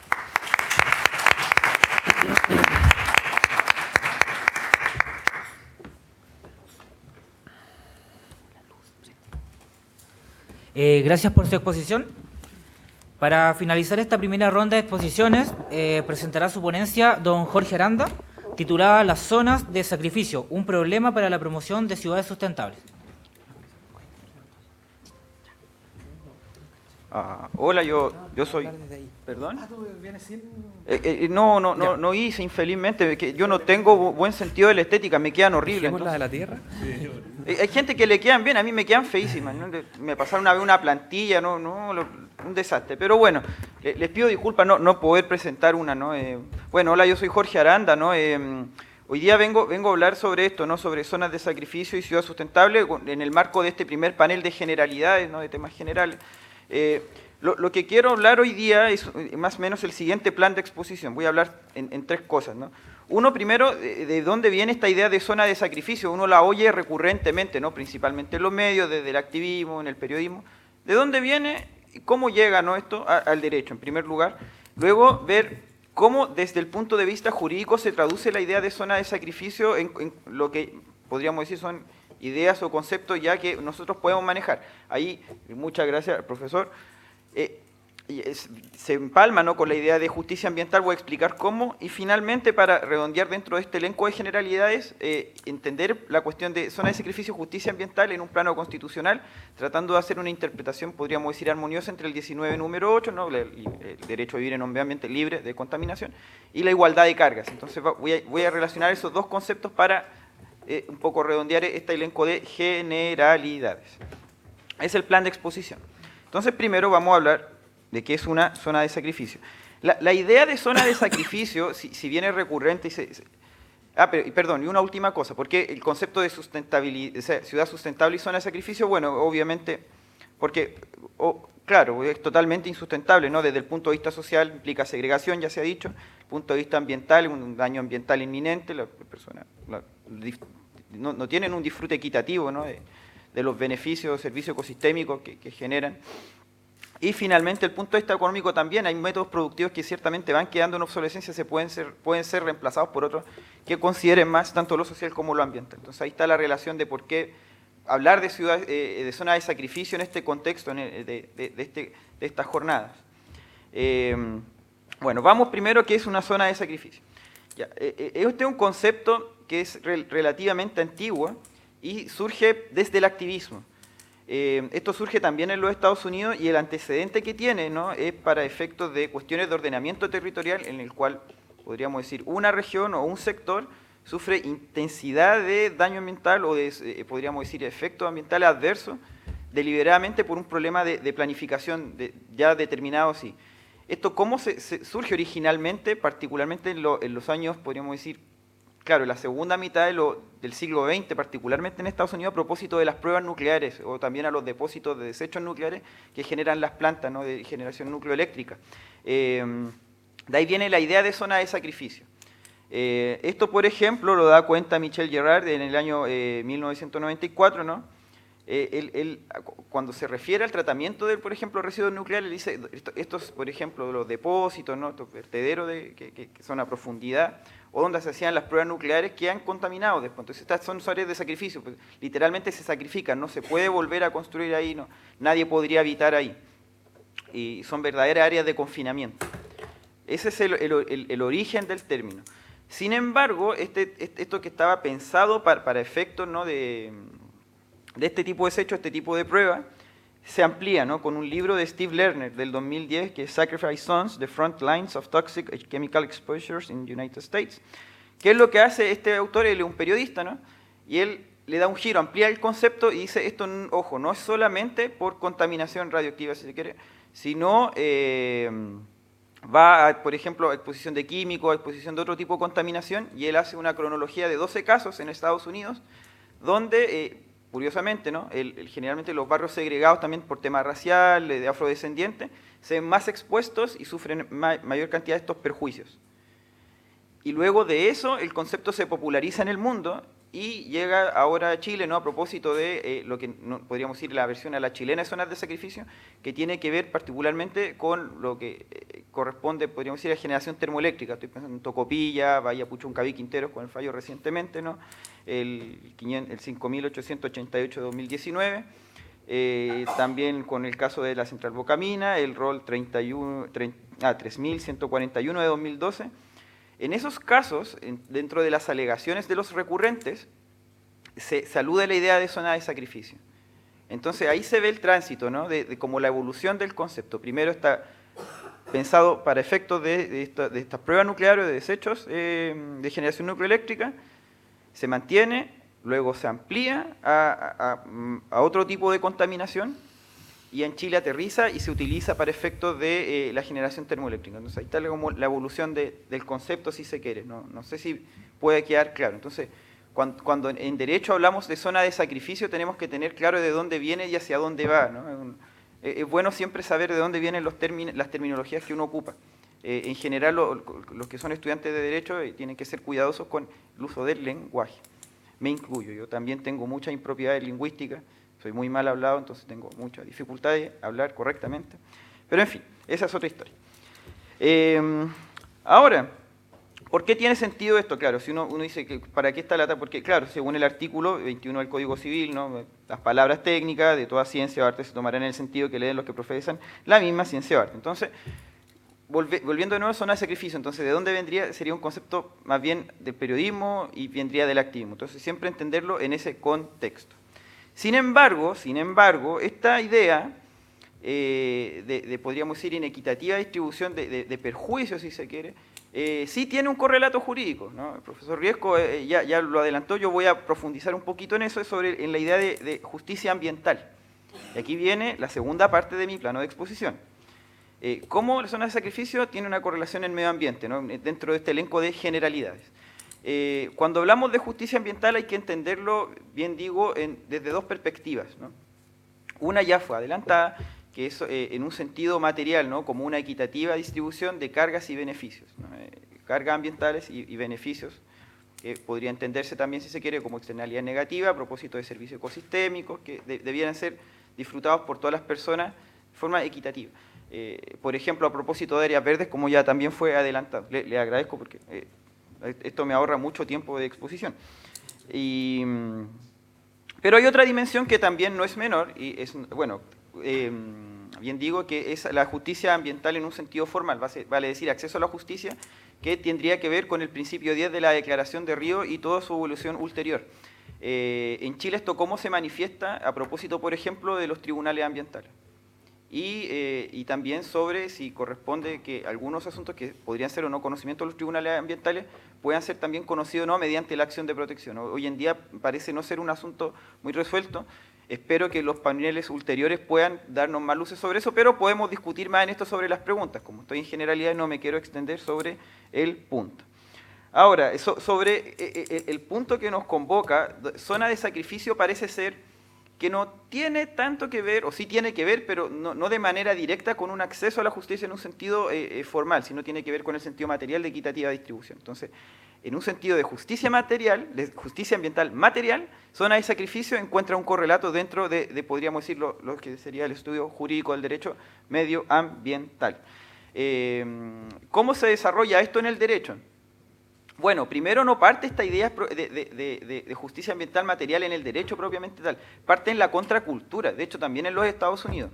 ¿Esto por qué? Bueno, ya lo adelanté un poco a propósito de cómo ciertas industrias, por ejemplo química o petroquímica, impactaban preferentemente a personas, ¿no?, de menores ingresos y curiosamente también afrodescendientes que vivían segregados de centros urbanos.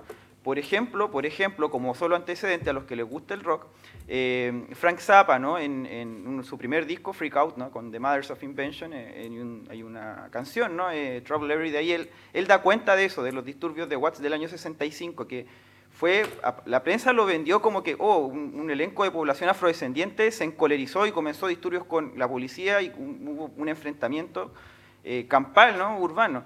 Pero lo que hay detrás de eso es una cuestión contracultural, decir, oiga, ¿por qué nosotros tenemos que sufrir un elenco de impactos ambientales siendo que el resto de la gente no somos todos igual en dignidad y derechos, aparentemente?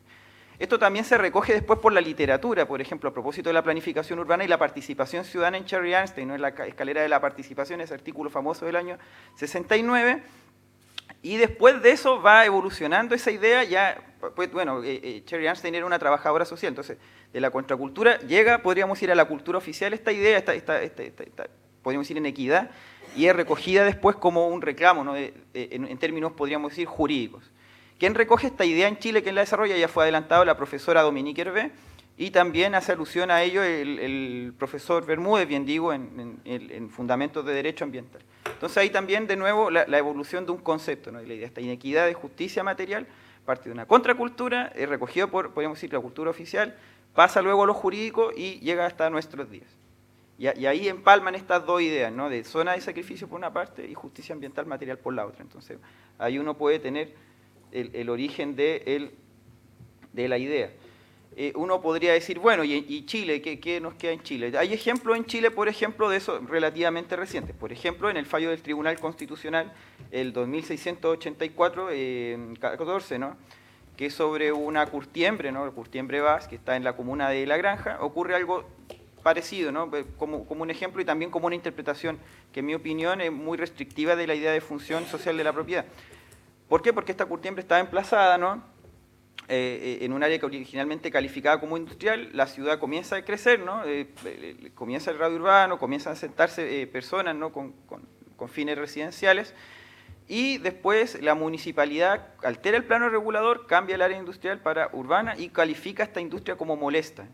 Entonces se inicia un reclamo de ilegalidad por parte de la empresa, por la ley de municipalidades, y después esto, bueno, se le rechaza el reclamo y insiste, persevera a propósito de una declaración de inaplicabilidad, bien digo, del artículo 64 de la Ley General de Urbanismo y Construcción, ya también adelantado por el profesor, y ahí que la discusión en el Tribunal Constitucional, ¿qué es lo que hace? Él dice, bueno, la calificación para estos efectos de poder trasladar esta empresa no tiene que estar perfectamente determinada, tiene que reducirse el rango de discrecionalidad al máximo de la autoridad en este caso, y como eso no está en la ley, hay una inconstitucionalidad en una interpretación que en mi opinión se aviene más a una versión de la interpretación del principio de legalidad como algo muy estricto y no juridicidad, como un rango de discrecionalidad que tiene la administración en el cual sí podríamos decir, tener una interpretación más abierta. Eso, por ejemplo, quedó muy de manifiesto en ese fallo y, bueno, con el voto de minoría del ministro Carmona tiene en ese fallo también del 2014 una visión más amplia, ¿no? de la idea de función social de la propiedad.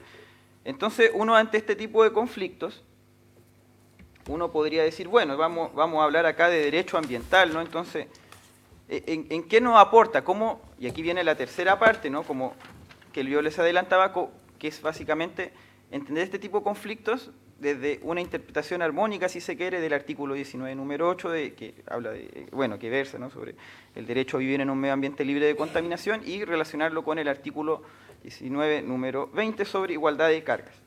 Esta es la idea que quiero proponer hoy, sí, puede ser buena, mala, no sé, lo van a juzgar ustedes, pero la cuestión es la siguiente.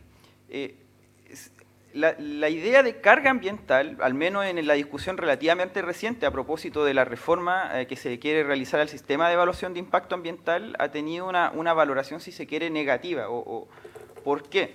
Porque se ha visto como un obstáculo a la participación ciudadana, ¿no? En un sentido de justicia material, ahora formal, porque, como dice el artículo 30 bis, ¿no? Para efectos de que la ciudadanía pueda participar, ¿no? en una declaración de impacto ambiental y poder formular observaciones, uno de los requisitos dice que, acá dice literal, las declaraciones regionales o el director ejecutivo, según te corresponda, podrán declarar la realización de un proceso de participación ciudadana a un plazo de 20 días en la declaración de impacto ambiental que se presente en evaluación y se refieran a proyectos que generen cargas ambientales a comunidades próximas. Me establece una barrera, ¿no? de participación. Entonces, uno podría decir en una agenda, ¿no? de reformas que quiera ampliar la participación ciudadana, esto parece como un obstáculo. Y ahí ha salido una discusión. Pero uno podría hacer el ejercicio inverso, decir, bueno, yo no soy contra de aumentar la participación ciudadana, yo creo que es importante, mejora la toma de decisiones de un tomador de decisión, valga la redundancia, porque le permite disponer de mayor información, pero el concepto en sí, relacionémonos con todo lo que hemos visto, este derrotero de ideas. El 19, número 20, ¿no? habla sobre la igualdad de cargas, ¿no? Dice literalmente, se refiere, ¿no?, a que todo ciudadano tiene derecho a la igualdad de repartición de los tributos en la proporción que corresponda a las rentas o en la progresión y forma que la ley fije. Bueno, hasta ahí habla de justicia tributaria, ¿no? Y la igual repartición de las demás cargas públicas, ¿no? Entonces, uno podría hacer el ejercicio de relacionar una carga ambiental como una especie de carga pública. Y si es una especie de carga pública, tiene que haber una igualdad en esa repartición. Luego, si uno también relaciona eso con el artículo 19, número 8, con un derecho a vivir en un medio ambiente libre de contaminación, dicho sea de paso, claro, uno le gustaría que nada estuviera contaminado, pero aparentemente, bueno, lo que dice, ¿no?, por ejemplo, la gran diseminación de plástico, horrible, la contaminación atmosférica, en fin, ya todo tiene algún grado de contaminación, pero ante esa imposibilidad de que sea libre de contaminación, otras constituciones han preferido usar, por ejemplo, la nomenclatura saludable, apto para la vida, adecuado.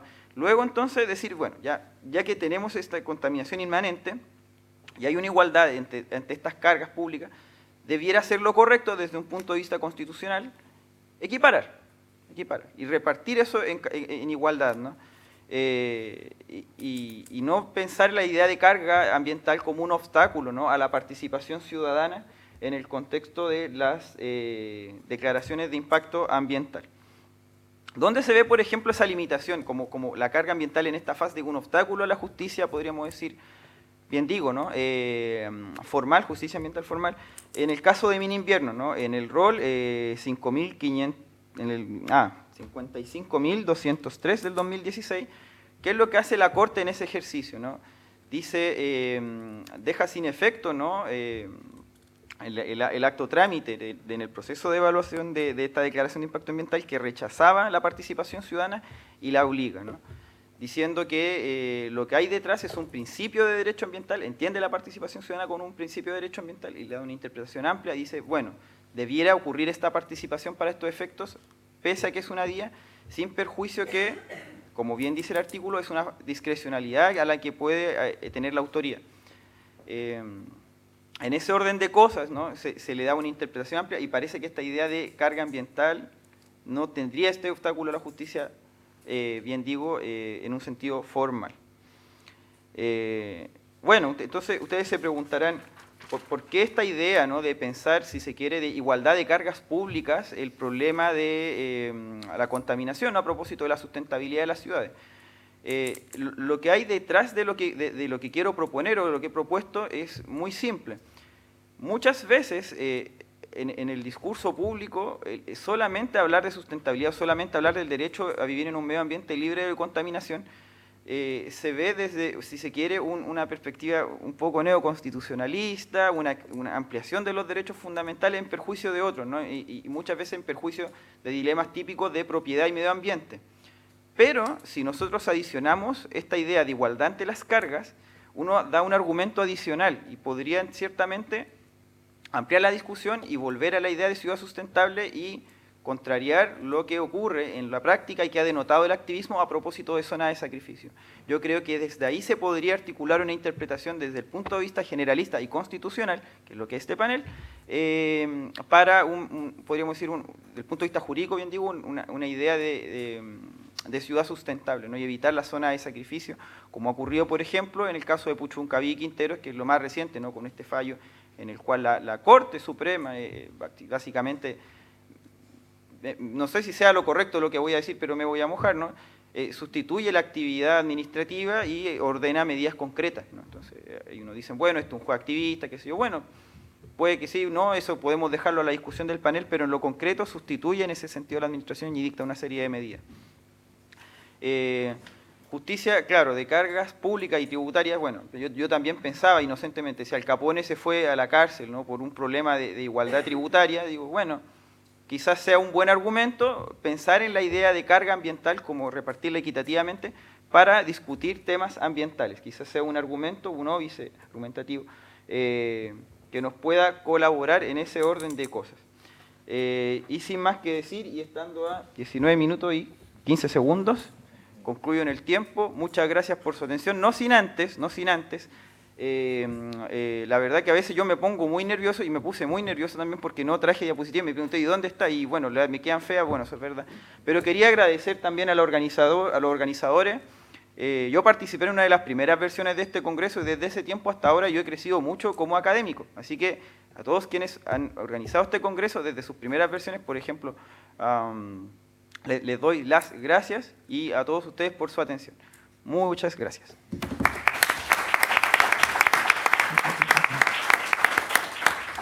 Agradecemos al señor Jorge Aranda por su exposición y ahora vamos a dar apertura a la ronda de preguntas. Así que si alguien tiene alguna pregunta, por favor levante la mano y le pasaremos un micrófono.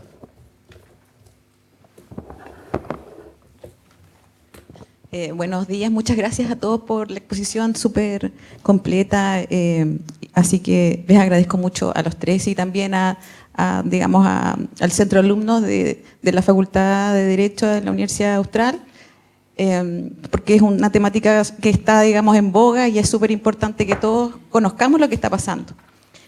Al profesor Vladimir Riesco tengo una consulta. Respecto a la ponencia que usted hizo y respecto al plan regulador comunal, que está obviamente súper atrasado del año 88, como usted explicaba, ¿qué pasa, qué hacemos hoy con los proyectos o los proyectos que están ya en ejecución finalmente, que afectan a garantías fundamentales acá en nuestra región, que afectan a la población, a la comunidad? Porque finalmente hay afectación al 19 número 8, que es vivir en un medio ambiente libre de contaminación, porque hay ruidos, hay molestias, hay contaminación acústica, hay familias completas afectadas en distintos proyectos y el plan regulador lo permite, lamentablemente lo permite, y mientras la modificación no se apruebe y estas obras sigan en ejecución y las entidades fiscalizadoras tampoco fiscalicen en el tiempo oportuno, ¿qué hacemos nosotros como ciudadanos? Yo soy abogada de profesión igual, para tratar de regularizar esto entre comillas, porque ya está, digamos, en ejecución varios proyectos andando en nuestra ciudad. Entonces, ¿qué hacemos nosotros como ciudadanos para tratar de ayudar finalmente a la comunidad? Para que esto se acalme y las autoridades finalmente tomen conciencia de esta ciudad sostenible, y que finalmente todos formamos parte de ella. Esa es mi consulta. Bueno, hay varios problemas. De partida, el permiso de edificación es el pilar fundamental para el desarrollo de una actividad inmobiliaria en una ciudad, tanto en el ámbito urbano como rural, pero el permiso de edificación genera derechos para el titular del permiso. Y se ha discutido durante mucho tiempo cuál es la magnitud. Un permiso de edificación que tiene vicios, ¿crea derechos o no crea derechos?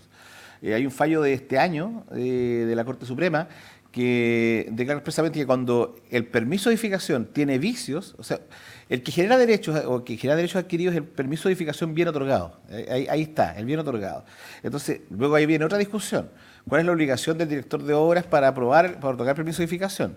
El director de obras está obligado a sujetarse estrictamente a todas las normas técnicas o solamente a las normas urbanísticas. La ley de urbanismo establece que él aplica fundamentalmente normas urbanísticas, ¿ya? Entonces, por un lado está eso. Por otro lado está el problema de la debilidad de la ley en cuanto a exigir evaluación de impacto ambiental a los proyectos inmobiliarios. A eso tiene un problema grande porque lo que se somete a evaluación de impacto ambiental son ciertos proyectos inmobiliarios cuando se encuentran ubicados o emplazados en zonas declaradas saturadas, ¿ya? Pero luego eso no se aplica cuando hay un plan de descontaminación en operaciones. Entonces ahí hay otro problema. Pero ese ya es un problema del reglamento. Ahí tengo una duda porque mira, con la zona saturada no, pero o se modificó el reglamento ahí. Y ahora se cubre las dos. Ya, ahí estamos bien, ahí estamos mejor. Ahí tenía esa duda porque hace un tiempo atrás cubría solo zona saturada. Ya, ahora, pero el problema está en ese caso puntual es que son grandes proyectos inmobiliarios, ¿ya? Entonces, los proyectos que afectan en este caso a los humedales en Valdivia son proyectos pequeños. Por ejemplo, si es de drenaje o de secado de humedales, tiene que ser más de 35 hectáreas en la región para que pueda quedar cubierto por el sistema de evaluación de impacto ambiental. Entonces, lamentablemente, muchas veces cuando hay oposición, muchas veces ataca la decisión de la autoridad en circunstancias que la autoridad cumplió la ley nomás, pues ahí está amarrada. No tenía otra alternativa porque también es sujeto de derecho el que solicita el permiso de edificación. Lo que yo creo que hay que hacer es verificar si el permiso está bien otorgado, si procedía o no procedía a la evaluación de impacto ambiental, lo que es muy limitado. Y en este otro caso puntual, y en lo que pasa hoy día, que yo creo que es el caso más crítico que tenemos, el caso del humedal Kramer, ahí la municipalidad lo que solicitó fue un congelamiento o una suspensión del otorgamiento de permiso de edificación, que es por 3 meses hasta 1 año, ¿ya? Porque se está tramitando la modificación de una seccional que cubre el humedal. Ahora, ahí depende de, esto está pendiente todavía que lo resuelva favorablemente la Seremi de Vivienda, pero el problema que tenemos ahí es que, bueno, vi una noticia ahora que la señalaba donde el director del Servio llamaba a las partes a negociar, porque decía, es imposible impedir el otorgamiento de ese permiso, y ahí no es el rol de la autoridad el aparecer en esa postura. Ahí está cometiendo un gran error, porque en definitiva la autoridad es la que tiene que arbitrar el conflicto, no es parte activa en él, ¿ya? Ahí hay un problema. Pero yo pienso que por ahora, respecto a ese caso puntual, esa es la solución, no hay otra. O sea, la solución más relevante es esa, modificar el seccional, adaptar el plan regulador mientras viene el plan regulador nuevo. Y de ahí la pega es ojalá que se acelere el plan regulador nuevo, porque ese es el gran drama. Nosotros tenemos regulación, pero muchas veces la regulación es tardía, es incompleta y tiene limitaciones. Así que ahí estamos medio complicados. Pero en ese caso puntual hay una luz de solución. ¿Alguna otra pregunta?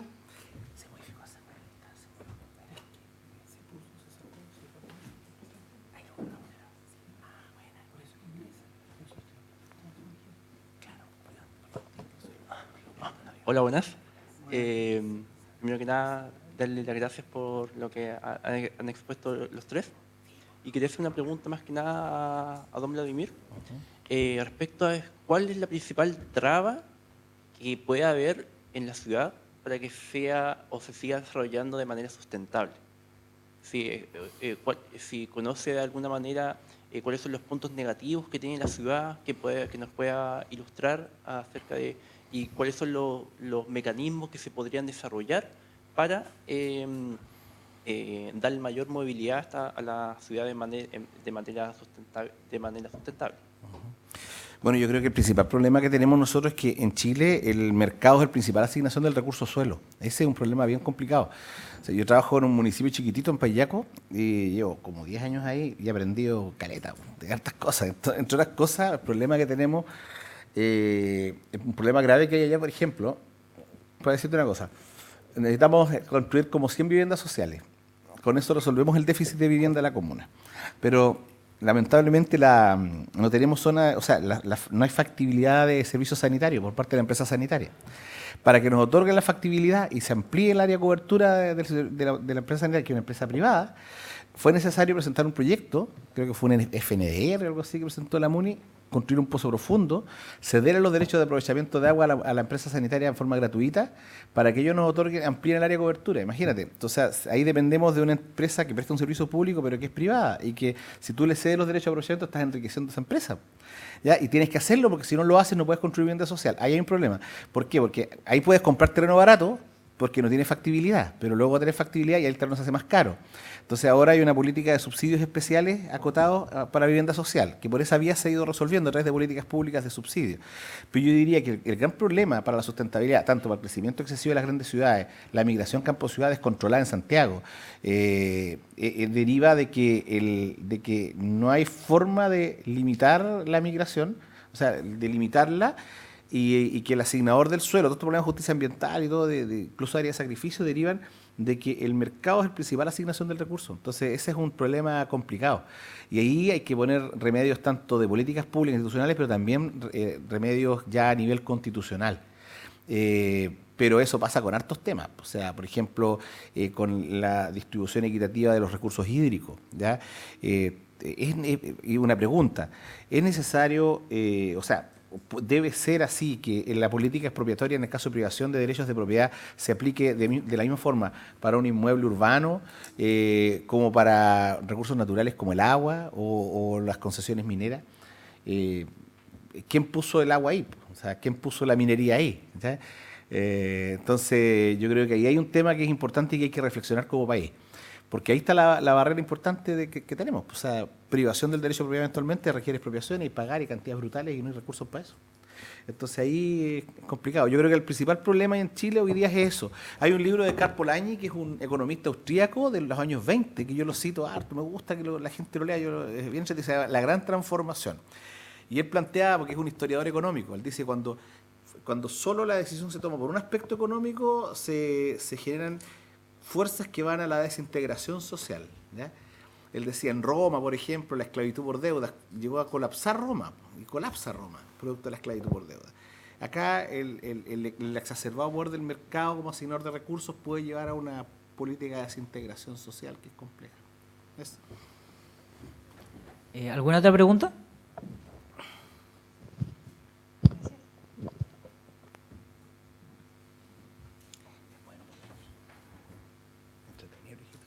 Ya.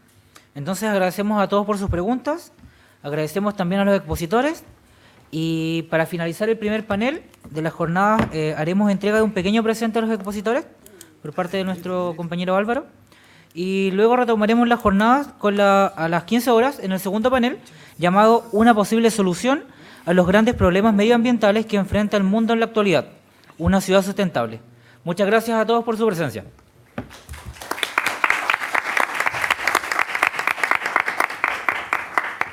Bueno, ¿voy a sacar fotitos?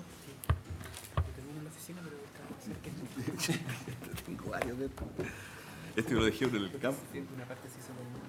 Sí, lo dejé pegar. Mario Maturana estuvo cuando se hizo este.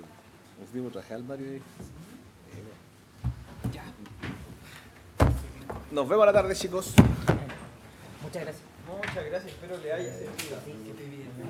Chao, chao. Impegue, pues, ahí estamos.